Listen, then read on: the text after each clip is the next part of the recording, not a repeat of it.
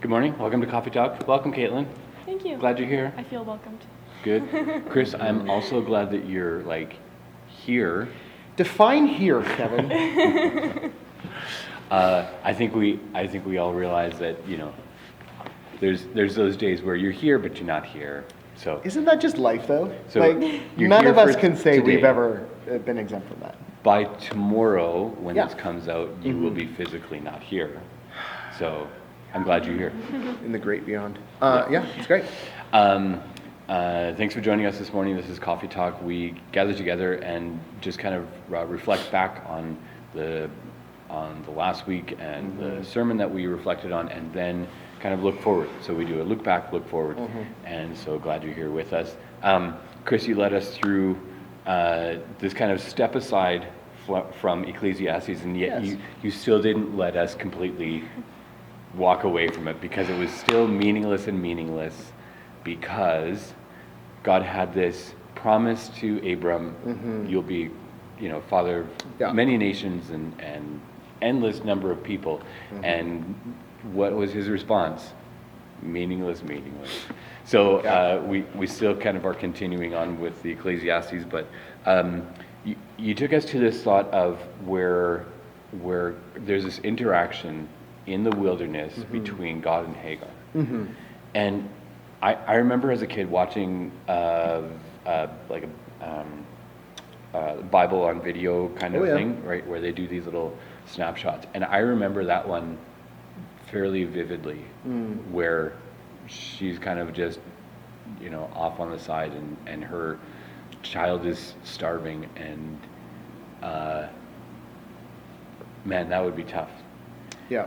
And I'm sure, the text doesn't explicitly say it, and you even said, she wasn't necessarily looking for God, but God heard, right? And that's an unbelievable thought to even consider putting ourselves ever into as well.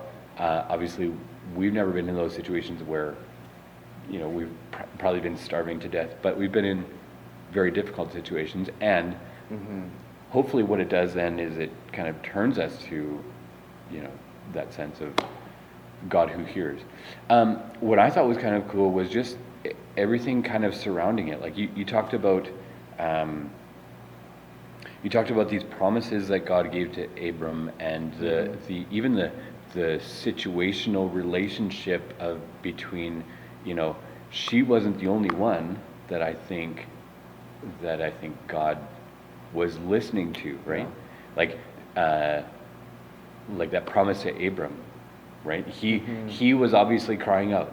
Sarah was obviously crying out in her own way, and it's interesting that when we get further and further on, then we get to that moment in the wilderness where it actually says God heard her.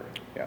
So part of, I think, one of the challenges as you look up this really important biblical phrase is that Hagar actually encounters God or God's messenger in the wilderness twice.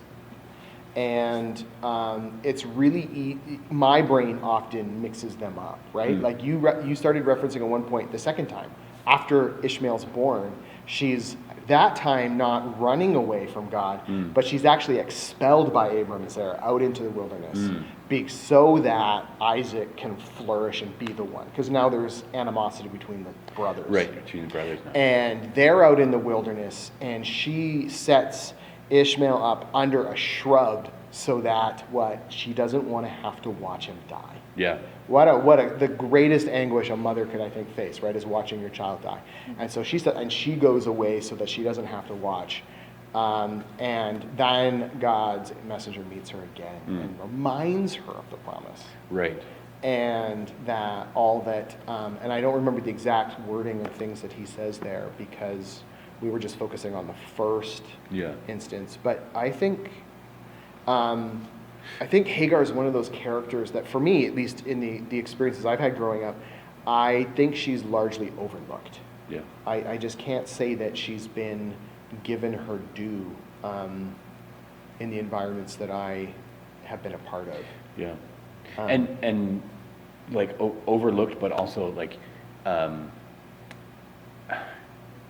we don't always think of her as this person of a great explanation and deep faith and all of that, Yeah. and yet for her to have grown, not necessarily grown, but come from that family, would she have been somewhat aware of who God is or God's relationship to humanity at that point? I know it's sort of conjecture, but It is, and it's really hard to tell, and the text doesn't tell us, but it seems like she had every opportunity to be. yeah, But as I said, like I did say Sunday morning, it doesn't seem like she really knew him, Right. that she really knew God that well, because she wasn't crying out to God for help. right, She was trying to figure things out on her own. Now, again, we could all think of times where us, followers of Jesus, instead of turning to God, try and figure things out on our own too. So it's not like any of us are immune from that. right, But it definitely seems like she wasn't looking for God, right. at least. And yet, in that moment, she was able to see and understand and acknowledge God because what does Ishmael's name mean again?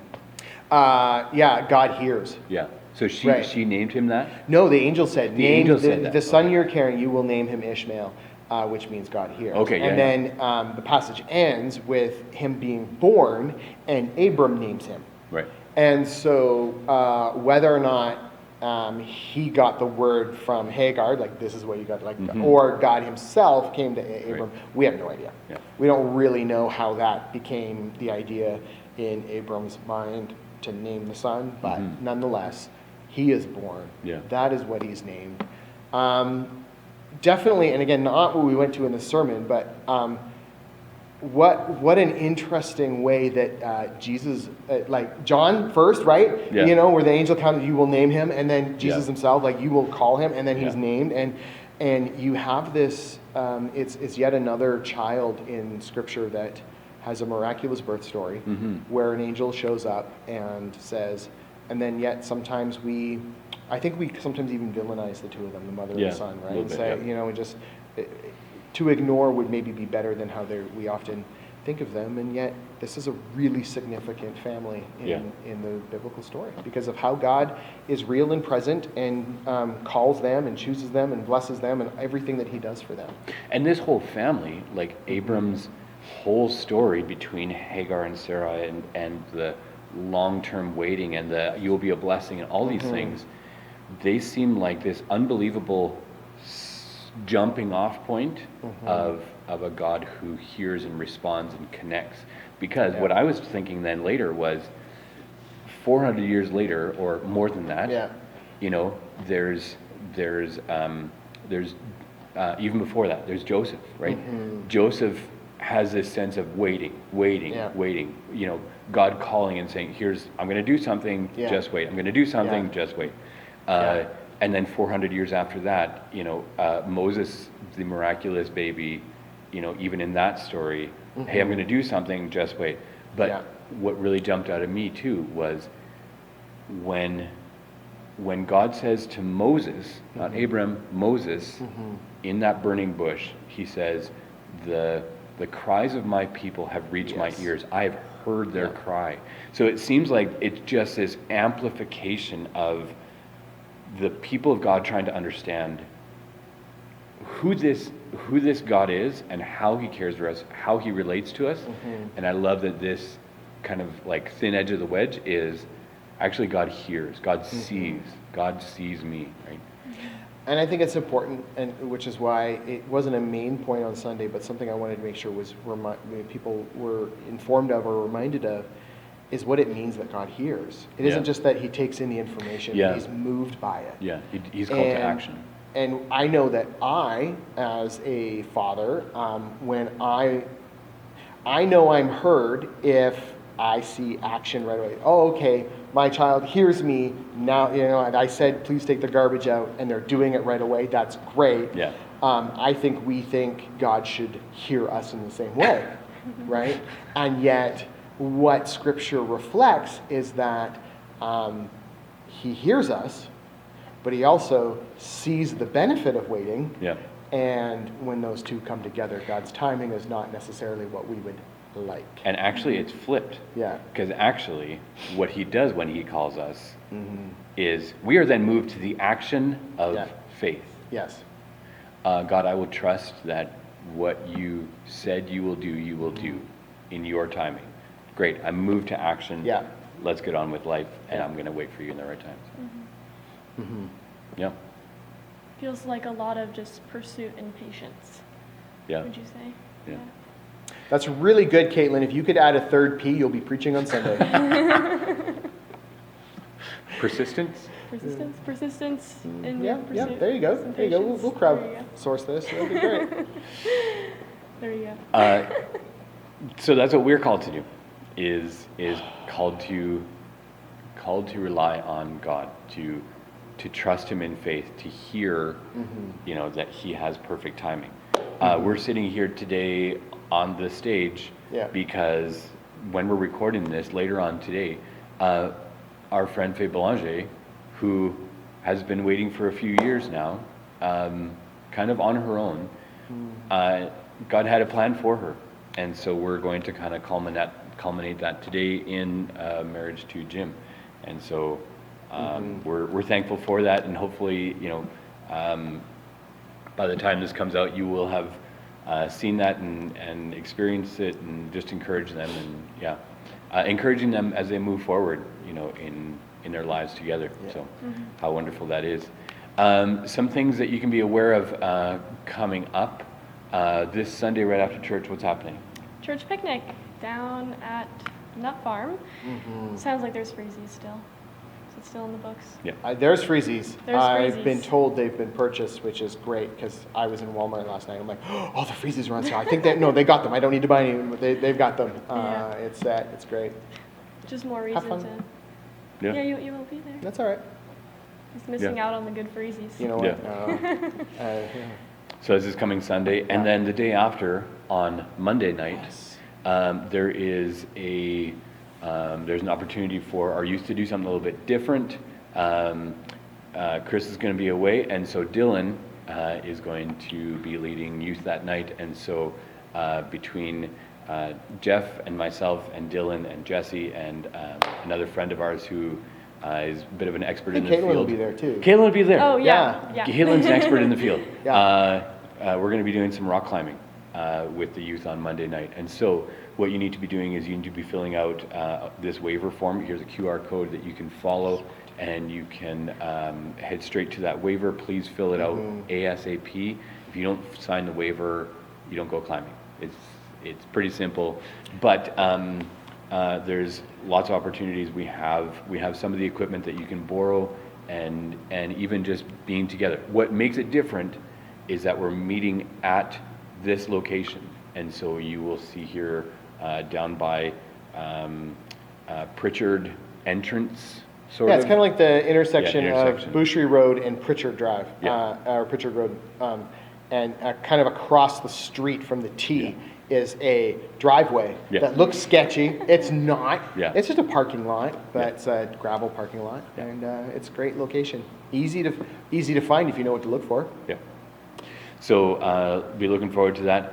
But last but not least, we can be thinking of Romania, and you guys will be gone by then. So we will be differently located. Yeah, there you go. We will be living our best life 10 hours ahead. Yeah. So while you're all having freezies, we'll be like, oh, that was our evening church service over for the night, and we will be absolutely pumped because the next day we're anticipating like 100 kids will be at this day camp, and it will be glorious. It is like, okay, here's the cool Romania moment of the week. We, being the 9 North Americans coming over, all received an invite to a WhatsApp group of all the people connected with the first week of camp. All the Hungarians, maybe both weeks, but all the Hungarians, the people we're going to be working with over there. It's awesome. And I go through and I'm like, there's a lot of people I know in here. I know 9 people and 10 people in this group. Oh no, there's an 11th person I know in this group. Okay, but there's 26 people in the group. Wow. And it's like, it's really easy just to kind of think, okay, it's going to be 9 of us against the world, but it's not. It's this already big team of 26 people, and we're going to have such a great time. And is it in English? Well, great question, because one of the messages came through yesterday, and I'm like, oh, it's Hungarian. And then I'm like, oh, no, wait, they translated it for us, because the pastor's wife, apparently, of this first church in Karai, according to Miriam, speaks really great English. Okay. Her English is quite excellent. And so that's exciting. That's exciting. That there will be more people that we can just share life with. Yeah. Right? And it's not just having a conversation. It's actually really we can share more as long as we remember all the things that don't translate. And it's really cool. It's really exciting. Awesome. So you can be praying for them, thinking of them. Follow this QR code also to be on the newsletter so you can kind of see what some of the updates are as they are kind of unfolding. Yeah. And be praying for our community, be praying for the Okanagan Valley as we have a lot of firefighters fighting a lot of fires. Yeah. And so I think that's for sure a worthwhile thing for us to be focusing in on. And yeah. Well, I think part of the nature of our community too is, we all know people in the Okanagan affected, but actually to think that we're isolated in this is it's important to remember too, like we have distant ministry connections that are even in Spokane. Yeah. And Spokane's really going through it too. Yeah. Lots of areas are. And so I think probably everybody knows somebody who's impacted by wildfire right now. Yeah. And if it's not you yourself. And so, let's keep praying for the strength of firefighters and our friends and family who are being displaced and all kinds of things. Yeah. So blessings on you. Have a wonderful week, and we will see you on Sunday.